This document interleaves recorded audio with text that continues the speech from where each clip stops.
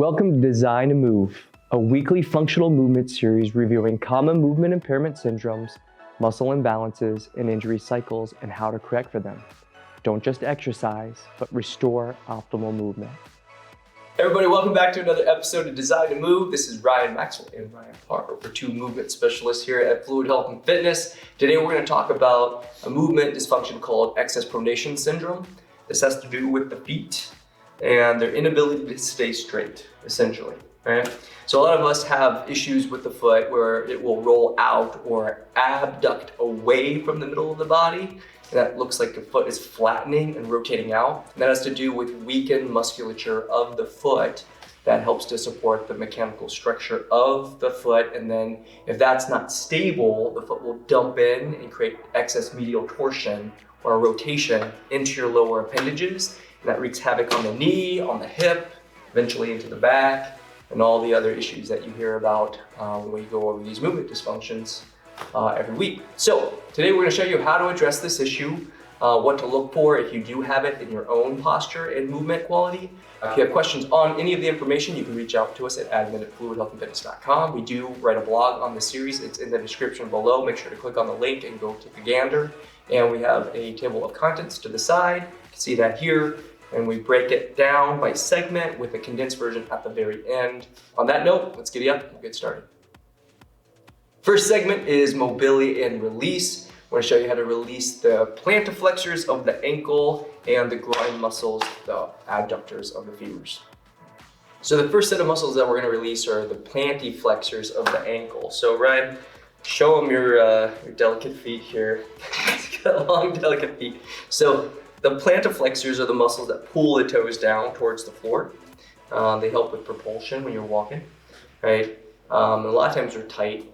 And so what happens is the plantiflexors that push the toes down, they also evert the foot out, which means it rotates from inside out. So medial to lateral out, okay?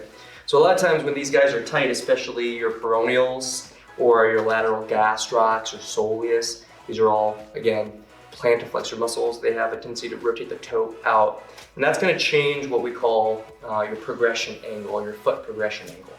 Now, the ankle should be pretty level when you step on it. So when you hit the ground and then you roll into, again, mid stance, this would be mid stance. You want the heel bone, this guy right here, called the calcaneus, to be in line with your second toe or second metatarsal. So if it goes out of that line and you start to kick out, that creates a lot of torsion at the ankle where it will roll in against that and start to carry the whole leg in with it. Okay, now that's important, as what we're going to talk about today is reducing the pressure gradient of the muscles that facilitate that initial action, and then how that systemically leads up to tighter compressed groin muscles that are again being rotated into compression and they become tight too. So that then changes the whole symmetry of what's called the anterior line or oblique line. And then by extension, the back musculature too, that helps to keep us upright and maintain our posture, okay? So once again, remember, foot angle needs to be neutral, heel over the second toe. We wanna look for that as we're moving up. You see that as a distortion in your own movement patterns, this one's for you, okay? So today what we're gonna do is use a little lacrosse ball to help to reduce the pressure points and excess tension and these gastrocs, peroneals, and soleus. And we're gonna get on the table to do that. So Ryan's gonna kick the leg over. And he's gonna pull the ball just above the Achilles, this little tendon that attaches the soleus and gastroc to the heel bone, the calcaneus. He's gonna come up just a little bit. Now, we like to stay on the lateral side. If you run the ridge of the fibula, that outer bone of the lower extremity, you'll find the peroneals in there. And you're just gonna put pressure down. Now what you can do is use your opposite leg to add additional pressure. Goal being here that we don't put so much pressure that the muscle guards. So what does that look like? Guarding is a reflex action where the body wants to tense up and it's not gonna let the tissues relax or release. We're trying to get the muscles to relax so they can elongate and we can start pulling their tissues open, including the fascial tissue that wraps all of those muscle fibers. Okay, so we sit on that for a little bit of time until the muscle starts to relax. Ryan's gonna keep a nice upright posture, so he's gonna support his spine. And as he breathes in, he's gonna pull his toe up, pull the toe internally, and then breathe out, and then apply more pressure.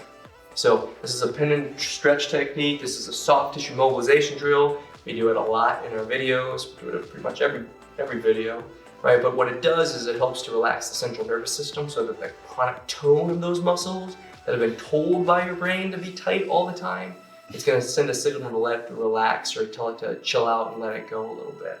So we wanna go through multiple sequences of this. As you breathe in, toes can come up. See if you can pull it up even higher, because the end goal here is to get more functional range of motion. The opposite of plantarflexion is dorsiflexion. You're gonna extend the foot up and rotate it internally so that the foot doesn't wanna flip out and externally rotate, okay?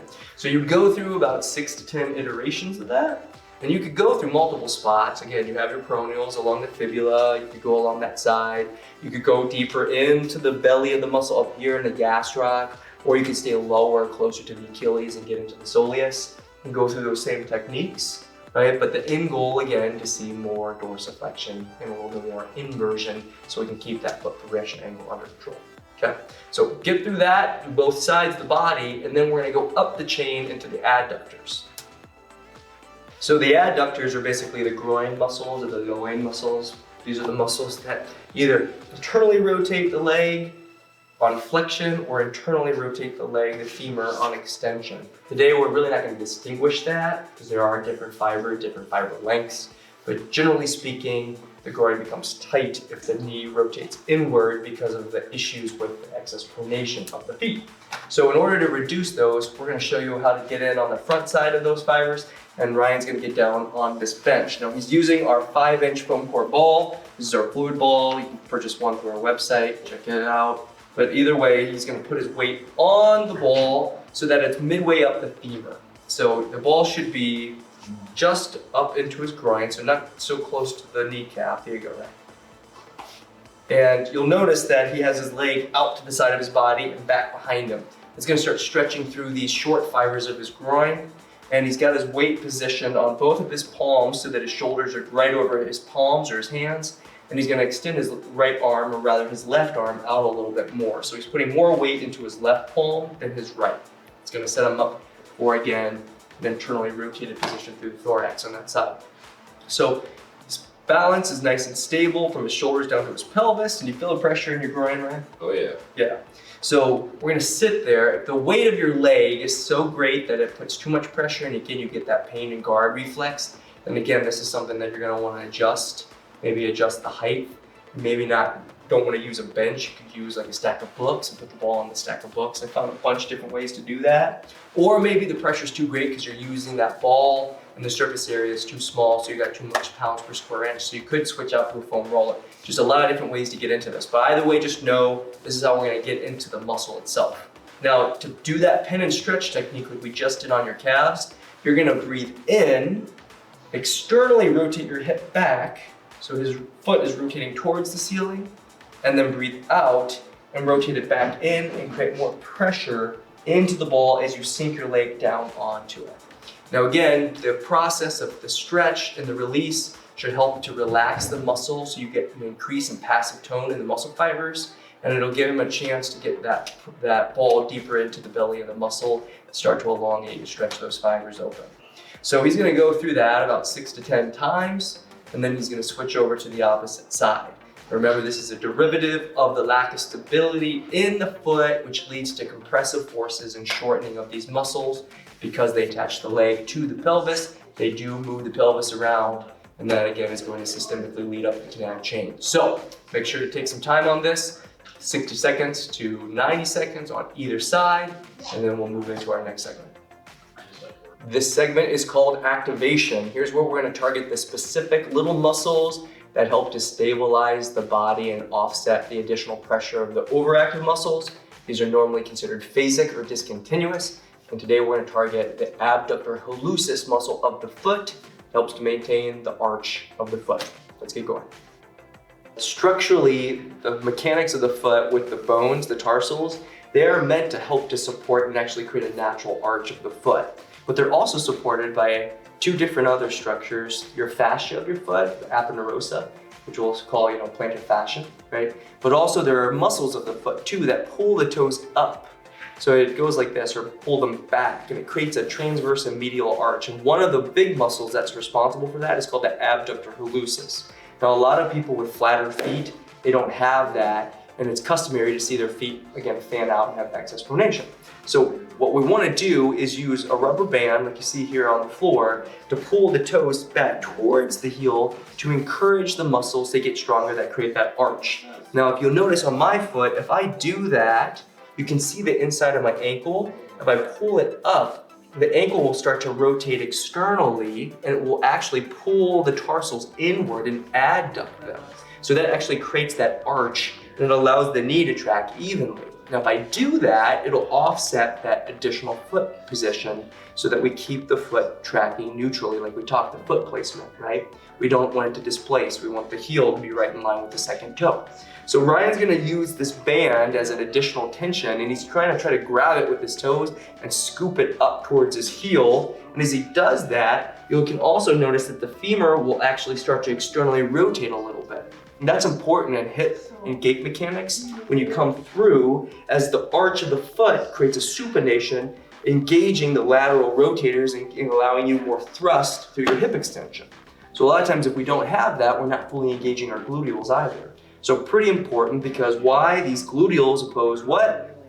The adductors that we just reduced, right? So again, the knee bone's connected to the hip bone, and that's all these guys play together. So again, we're gonna do a nice slow pull up, grip it, weight still in the heel on the lead leg, and he's on his right side, and then he's letting it slowly come down and letting it go.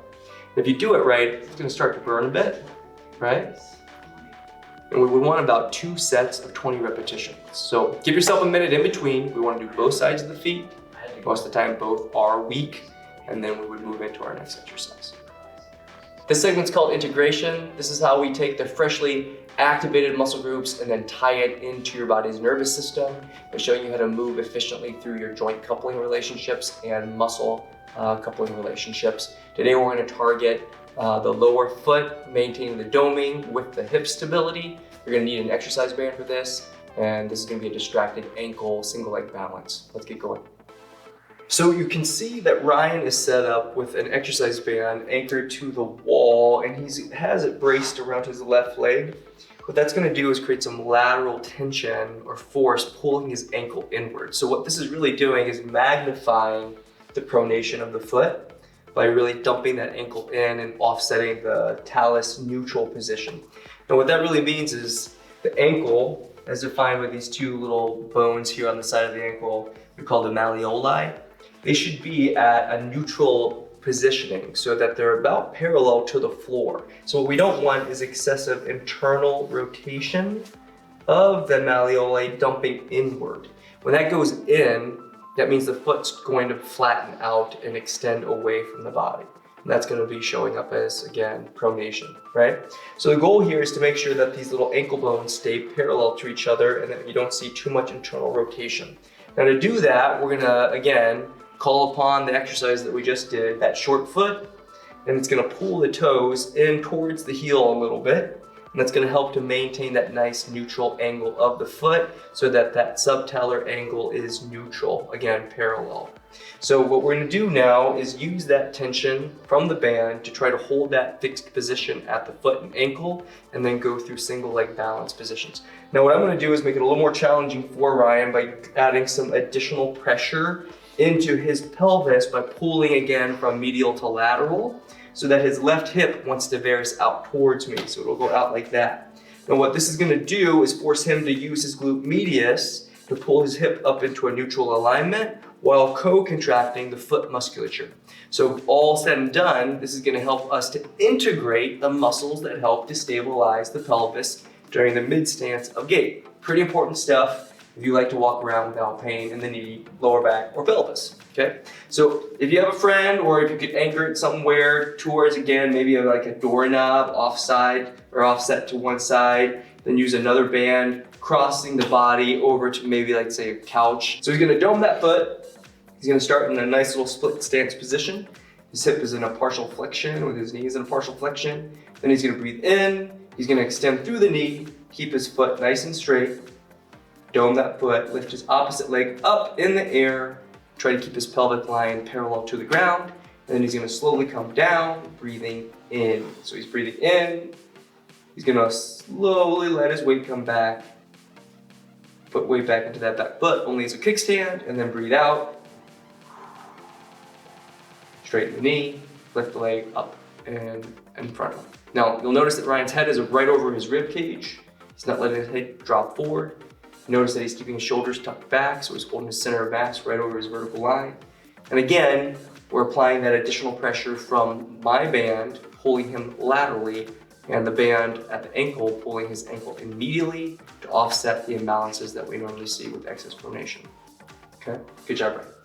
So, a couple things. We don't want to see what? The hip varus out. That's an indicator of, again, lack of stability at the pelvis. Again, a reflection of the lack of stability at the foot. We don't want the ankle to dump in or start to see the foot rotate outward. Remember, you want the heel bone to be right in line with your second toe or the second metatarsal.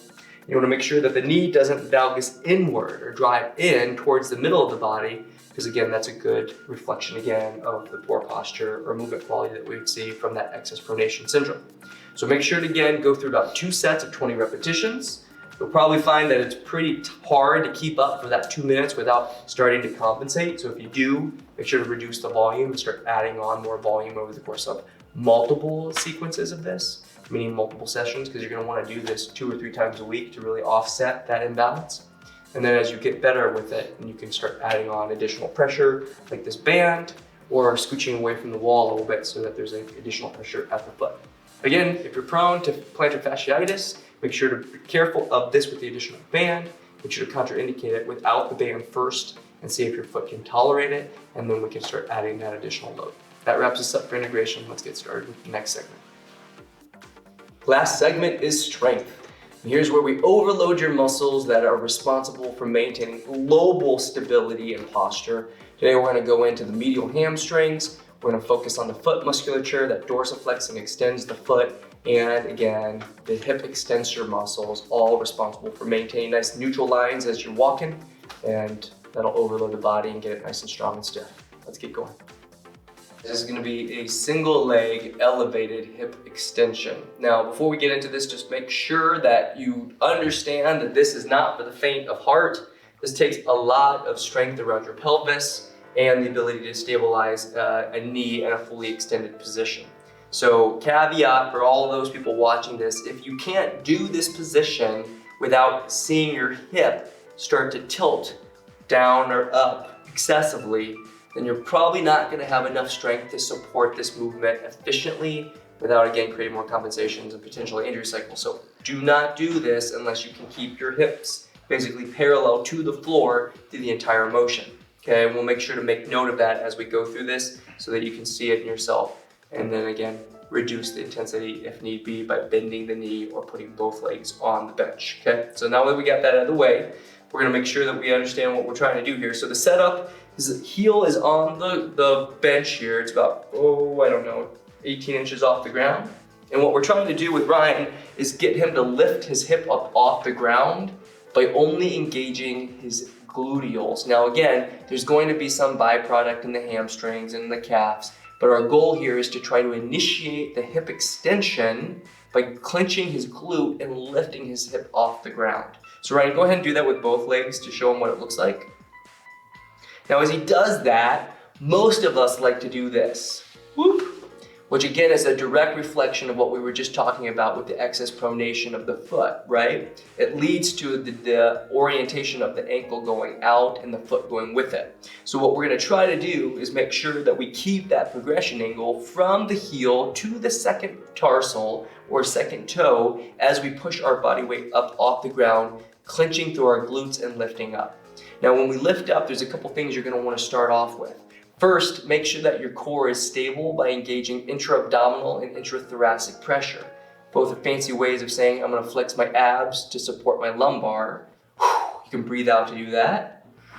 When the tension is around the midsection, then you can breathe in, fill up the thoracic, which is gonna give you intrathoracic pressure. Your rib cage is gonna expand. And then with that pressure, you're gonna lift up. So the hips would come up off the ground, the spine is nice and stable, and then you're gonna breathe out and slowly come down trying to let your glutes stretch, to let your hips come down without your feet going anywhere. Now, if you notice, if he pulls his feet up, it's gonna keep his foot almost in the supine position, okay? So it's gonna already naturally create that arch that we were just talking about. If he pulls his toes up, it creates a windlass mechanism at the foot and it increases the arch, and then he's gonna lift up through his hips. Now again, if you can all do that, we're gonna do it with just one leg now. So he's gonna keep his foot, again, inside his hip line. This other leg's gonna come up into flexion, so he's gonna bend the knee, bring his hip up. He's gonna support his torso by pushing down in the opposite hemisphere with that arm, and then he's gonna push through that heel again into the ground or into the bench, clenching the glute and lifting the body up off the ground. So intra-abdominal pressure, abs, intrathoracic pressure, thoracic, and then he's gonna push through the heel, lift up, and I can look at his hip line and it's nice and stable, parallel to the ground, and then he's gonna slowly come down to a count of 4, letting his hip come back down to the ground. Let's do one more set, or one more rep. Again, intra-abdominal pressure, abs, intrathoracic, ribs, push through the heel, lift the hip up. You're putting pressure down on the right palm and coming down together. So there's a contralateral reciprocation between the pressure of the lat when you push your right arm down, following that with pressure from the hip on the left side, creates a nice little sling across the body from the right shoulder to the left hip, and it allows him to get into his medial hamstrings back here. It allows him to use his dorsal flexors, the ones that oppose the plantar flexors. It's still gonna get into the abductor hallucis like we charged before and activate his glute all at the same time. Good job, Brian. So we're gonna try to shoot for, again, about 2 sets of 20 repetitions. Remember, the time under tension that we're shooting for is about 2 minutes. We select that intentionally because we want to target your muscles that help to hold the positioning of these joints, and again, the axis of rotation of the levers. If we do it in the right way, it helps to set up your joints so that they properly function, so there's not enough or not too much wear and tear going on in the joint center, and we don't recruit muscles or other connective tissues that are going to, again, put them into a disease state and eventually lead to strain or trauma or injury. So remember, go for about 2 sets of 20 repetitions with a minute of time in between on both sides. If you fatigue beforehand, you start to see distortion, toes roll out. Again, your knee starts to buckle, you start to feel too much pressure on the outer lateral hamstring, or again, you start to see an asymmetry in your hip, all of which are compensations. Stop. We wanted to get to fatigue at the glute, not in these other mechanisms. That's gonna set up other injury cycles down the road, so don't do that. Okay, so again, 2 sets of 20 repetitions. If you can get through again half of it, do half, give yourself a little break, and then get through the rest, and then that would bring us to the end of this cycle. We hope you liked the video today and got a lot of information out of it. Remember, we talked about excess pronation syndrome. This has to do with the inability of the foot to maintain its natural arch. This happens because of inappropriate shoe wear, not being able to actually engage the muscles, not understanding that you need to engage the muscles. Sometimes it has to do with genetic factors, tight calves, or again, congenital issues like really tight Achilles. But either way, just recognize that it's important that we understand the foot has a lot of neurons in it. It feeds a lot of information up to our brain and our central nervous system about how to stabilize our body. And if there are deviations around the foot angle so that you're not able to absorb force from the ground appropriately, it will then have an impact on the knees, hips, spine, and pretty much everything else in the body. So today we hope that you got a lot from it. If you need more information, again, go to the blog, read up on that topic. And again, you can always reach out to us at admin@fluidhealthandfitness.com. We welcome your questions and would love to see you moving better. So on that note, your body's designed to move, so stay in motion. We'll see you next week for another episode.